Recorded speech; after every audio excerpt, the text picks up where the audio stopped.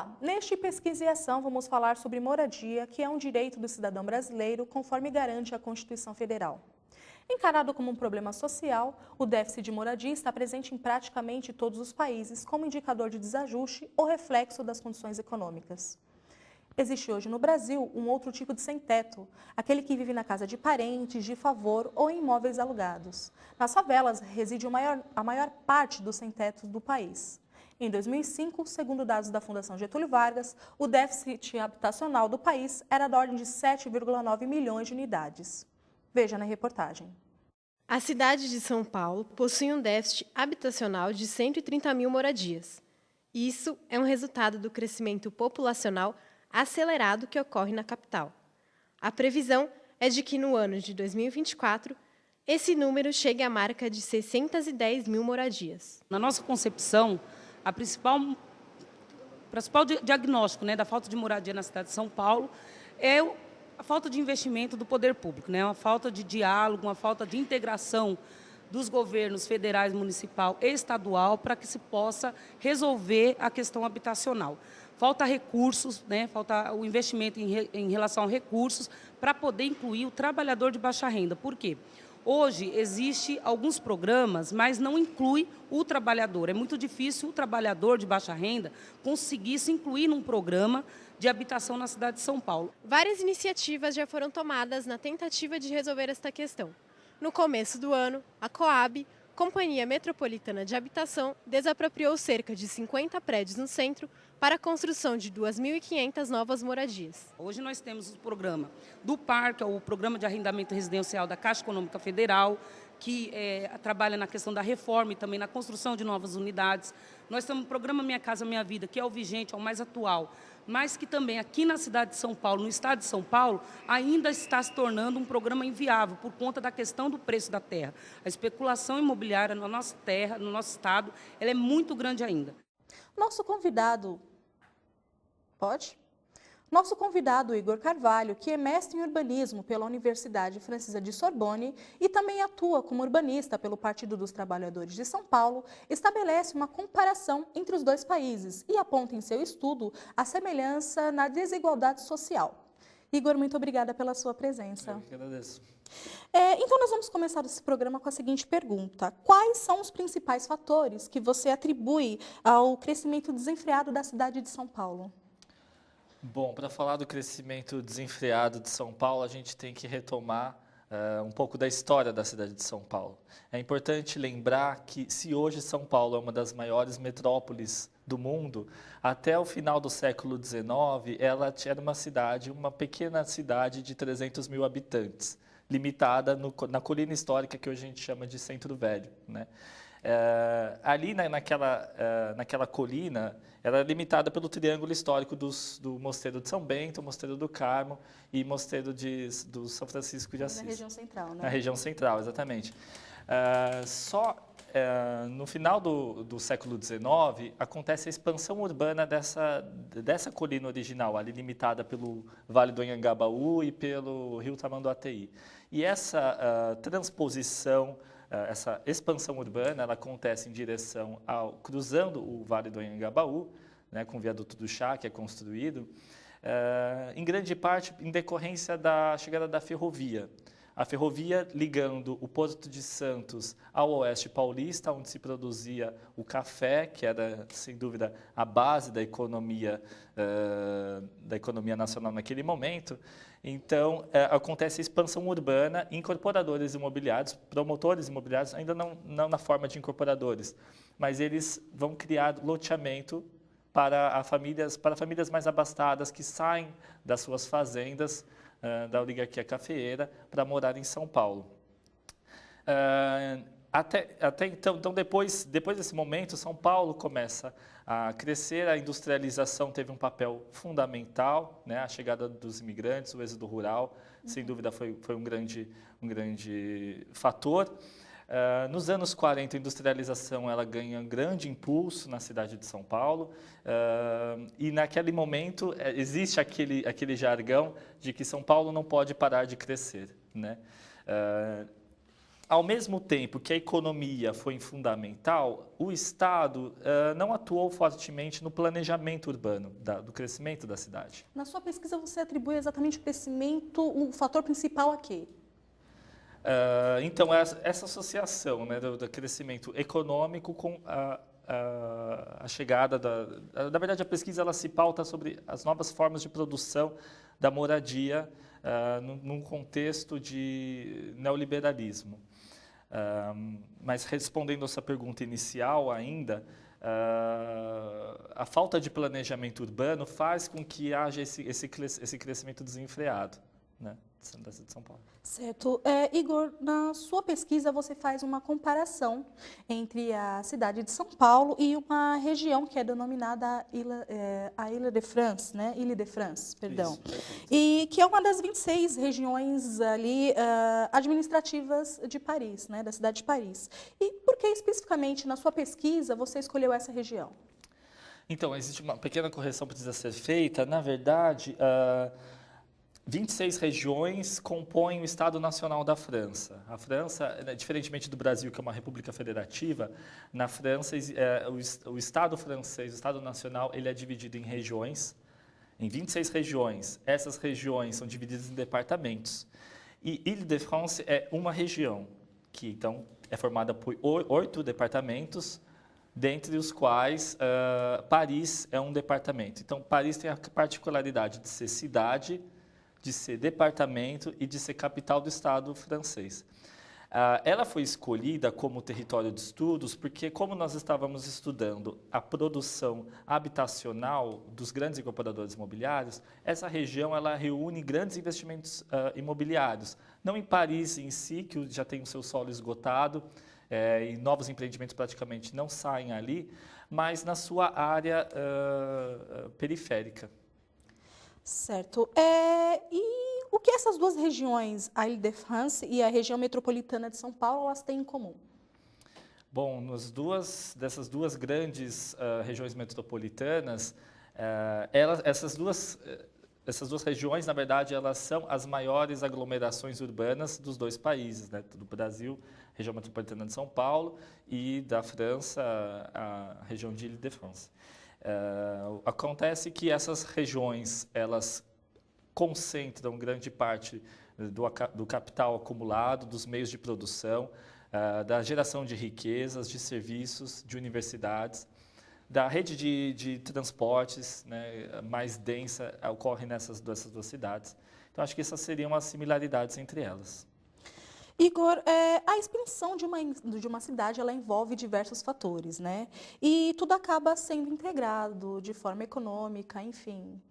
E, segundo a sua pesquisa, com base na sua pesquisa, você acredita que a lógica do lucro, no caso da área de habitação, em vez de ajudar, ela acaba atrapalhando o desenvolvimento da cidade?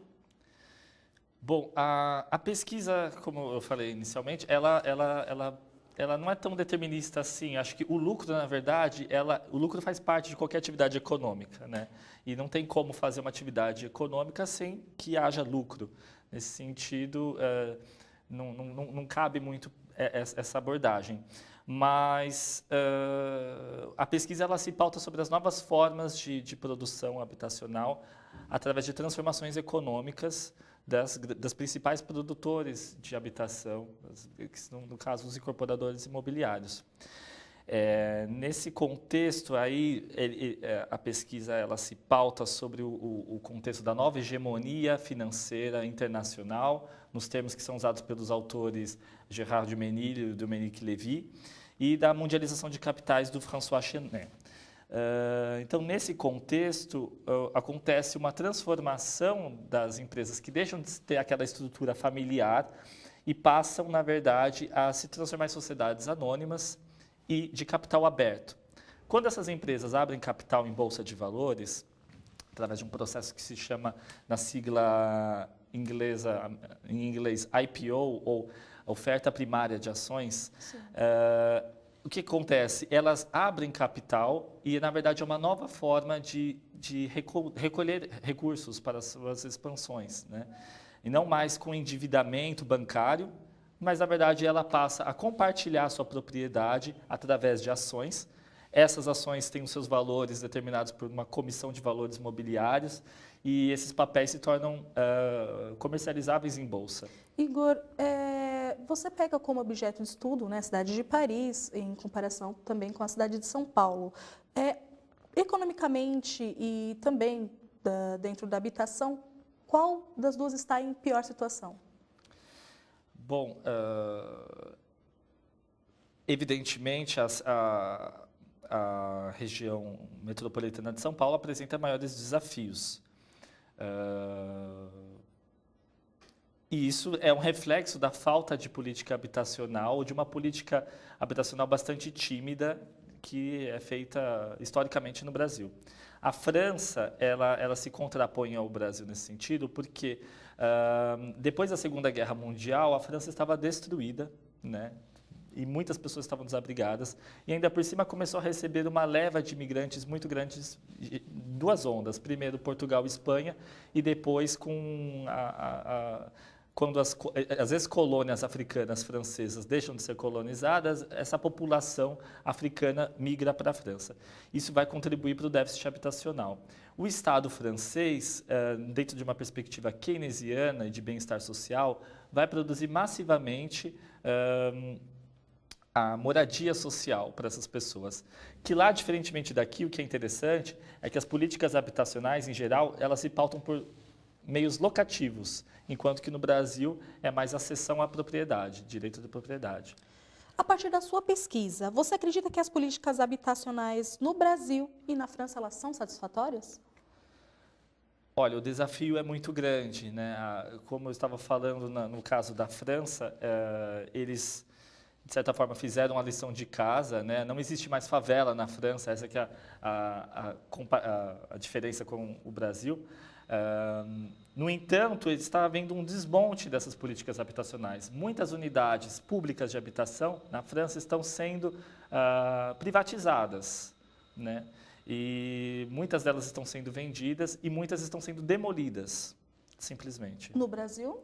No Brasil, aí a gente tem que pegar um retorno da história da política habitacional no Brasil. De certa forma, ela só acontece nos anos 60, aí curiosamente dentro do contexto da ditadura militar, quando é criado o Banco Nacional da Habitação, o BNH. O BNH vai financiar a produção de moradia, em grande parte para a classe média. Mas aquelas famílias mais pobres são, de certa forma, beneficiadas com a promoção pública de moradia, mas nas periferias das grandes cidades. Cidade de Tiradentes é um exemplo disso. Então, aí a questão de se produzir casas sem se produzir cidades. Esse modelo que perdura. Igor, para finalizar, quem são os responsáveis pela transformação de São Paulo e de Paris em um verdadeiro canteiro de negócios? Bom, então, dentro desse contexto de economia aberta e de capital, de financiarização da produção, os atores eles se tornam muito mais difíceis de serem identificados e eles são internacionais.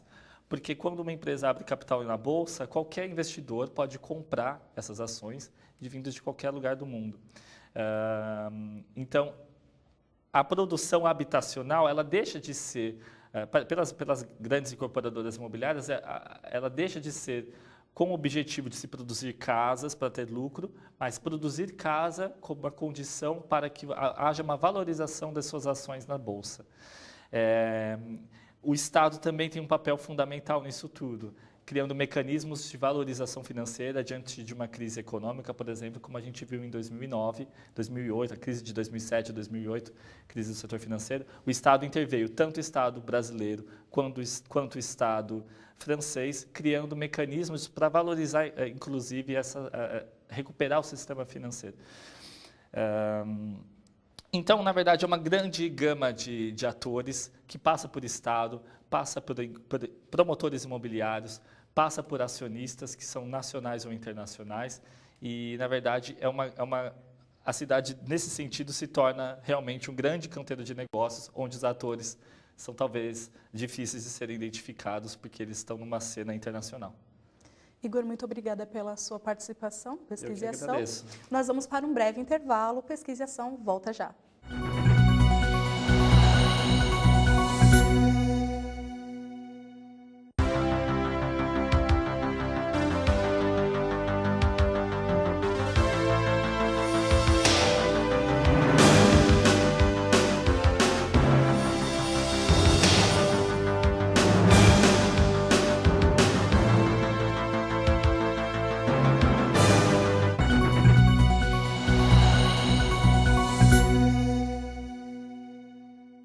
Falta de memória, movimentos mais lentos e quedas são eventos frequentes entre os idosos. Outro problema que tem se destacado é a fragilidade, uma síndrome clínica caracterizada pela diminuição da resistência do organismo a eventos estressantes. Os principais sinais e sintomas dessa síndrome são a perda de peso, fadiga, redução da força, redução da velocidade da caminhada e baixa atividade física, que são identificados por meio de testes aplicados nos idosos. Hoje, é possível detectar esta síndrome por meio de avaliação subjetiva, conforme aponta o estudo da convidada do Pesquisa e Ação, Daniela Nunes, mestre em Saúde Pública pela Universidade de São Paulo e pesquisadora do estudo SAB, Saúde, Bem-Estar e Envelhecimento. Muito obrigado pela sua presença, Daniela. Você poderia nos descrever como essa síndrome ocorre nos idosos? A síndrome de fragilidade, como você mesmo disse, ela traz uma redução da capacidade do indivíduo a resistir a estressores e tem trazido vários eventos adversos na qualidade de vida do idoso, como queda, redução da institucionalização, uma diminuição da capacidade funcional, um óbito precoce. A fragilidade ela era confundida com o conceito de dependência. Então, muitos pesquisadores nessa época acreditavam que o idoso dependente, aquele que tem dificuldade nas atividades básicas de vida diária, era um idoso frágil, mais vulnerável. Mas, no decorrer dos tempos, a fragilidade ela foi sendo estudada e alguns pesquisadores identificaram que a fragilidade é diferente de dependência. E vários conceitos têm sido discutidos em âmbito nacional e internacional. Os dois conceitos que têm sido descritos na literatura é o conceito de Linda Fried, que são pesquisadores americanos, e os pesquisadores de Rockwood, que são pesquisadores canadenses. O conceito de Linda Fried, ela descreve como um fenótipo de fragilidade. E o modelo do Rockwood é um modelo multidimensional. Na minha dissertação, eu trabalhei com o modelo da Linda Fried, com esse fenótipo, porque ela descreve alguns componentes, como você já mesmo citou no início da entrevista, que esses componentes, devido a alterações que o próprio organismo ele apresenta, eles podem ser vistos pelo idoso. Ele pode reconhecer que ele está perdendo peso, ele pode reconhecer que ele está tendo uma redução na velocidade da caminhada. É algo mais simples. Isso. Já no modelo do Rockwood, é um modelo ele tem são 40 itens que são avaliados, eles avaliam a cognição, avalia questões de depressão, questões sociais, e é um modelo amplo e é difícil de ser aplicado na prática, diferente do modelo proposto por Linda Fried. Conforme sua dissertação, a avaliação subjetiva seria perguntas feitas ao idoso ou ao cuidador, outras pessoas, né? E como você obteve dados para o seu estudo? Eu trabalho no estudo SAB, que é o Saúde, Bem-Estar e Envelhecimento, que é um estudo multicêntrico, que foi realizado iniciou em 2000 em 7 países da América Latina, que foram Argentina, Uruguai, Chile, Barbados, Cuba, México e no Brasil. No Brasil, foi realizado no município de São Paulo, com uma amostra probabilística, com 2.143 idosos. E esses idosos, eles foram acompanhados por 5 anos, eles são acompanhados a cada 5 anos. Em 2006, uma nova pesquisa esses idosos foram reentrevistados e coletados nova pesquisa. Para a minha dissertação, eu desenvolvi um trabalho de um subprojeto com idosos mais longevos, que iniciou em 2008 e terminou em 2010. E nesse período de 2 anos, intercalavam-se tanto entrevistas telefônicas quanto entrevista domiciliar. E surgiu-se esse questionamento da fragilidade, da avaliação subjetiva, porque nós fazíamos algumas perguntas da fragilidade na entrevista telefônica. E aí veio esse questionamento, se as perguntas subjetivas, elas poderiam ou seriam concordantes aos testes. Porque para cada componente, a gente aplica-se um teste nesse idoso. E para o que a gente tem foco na atenção básica é que possa verificar essa fragilidade de forma mais eficaz, mas para ir na prática, aplicar todos esses testes, requer equipamentos, né, em amplos equipamentos. Os profissionais têm que estar capacitados. Então, a gente pode dizer que facilita na triagem. Isso, dos idosos. Essa avaliação subjetiva, ele vai funcionar como uma triagem, para ver como que está esse idoso. Então, aí, como que nós procedemos metodologicamente essa avaliação dessa subjetiva? Nós comparamos, vimos o quão era concordante o teste, né, por exemplo, da atividade física, se aplicava-se o teste da atividade física e concordava se era concordante com a pergunta. Perguntava para o idoso, o senhor acha que nos últimos 12 meses o senhor está praticando menos atividade física? Daí ele respondia sim e não, se essa pergunta ia ser concordante com o teste. Já o teste de atividade física, a gente tem que perguntar para o idoso se ele pratica caminhada, quantidade, números de dias da semana, e depois tem que fazer uma conversão desses valores para calorias, e tem que ter um referencial para saber se ou não, pontua ou não para fragilidade, sendo que a pergunta subjetiva ela é direta e mais prática para aplicar em larga escala, como é o nosso caso na atenção básica. Certo. E você mesma disse que tanto o idoso quanto o cuidador podem responder a essas perguntas. Queria saber o porquê. Realmente, por ser questão subjetiva, a gente vai estar avaliando a percepção do próprio indivíduo quanto à sua saúde. Então, a gente acreditava que não seria adequado que outra pessoa respondesse pelo idoso. Só que o próprio modelo do fenótipo de fragilidade, ele já descreve que os sinais, os sintomas, eles são observáveis. Podem ser percebidos pelo cuidador. Podem ser percebidos por cuidador ou por uma pessoa mais próxima desse idoso, porque ele vai perceber se esse idoso está perdendo peso, a roupa está mais frouxa. Então, outra pessoa pode observar. E testes estatísticos nós aplicamos que realmente foram positivos, né?